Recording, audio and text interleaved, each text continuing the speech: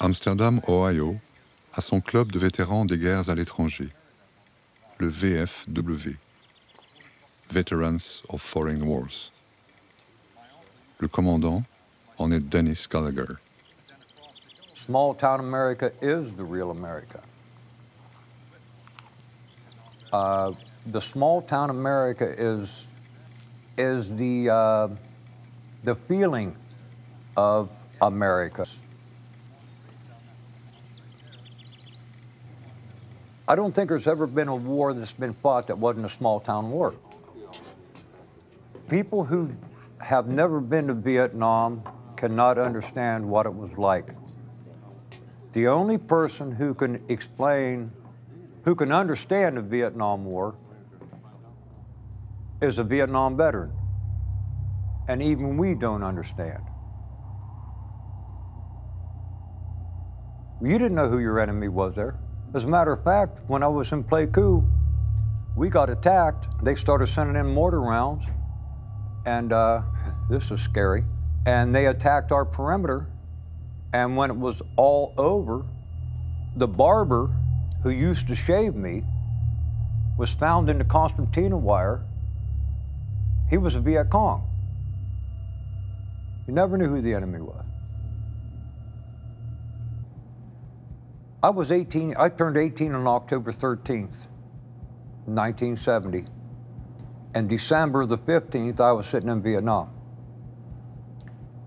And I spent every day waking up, wondering,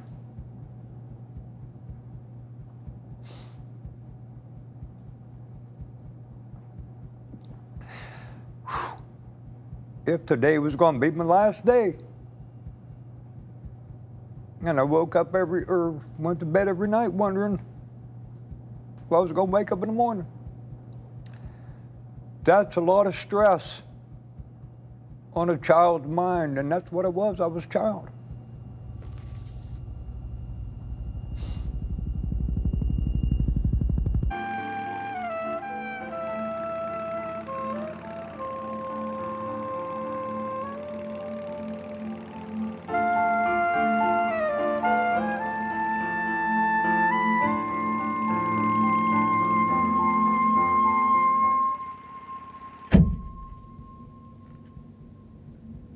Une étrange maison,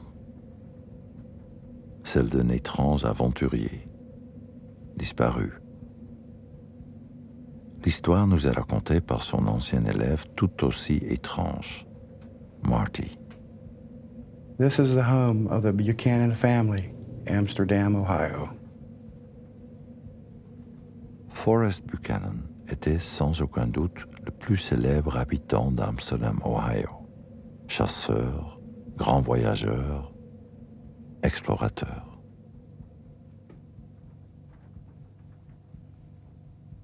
When we were little, we went in through his house over here. It was a museum, his granddaughter.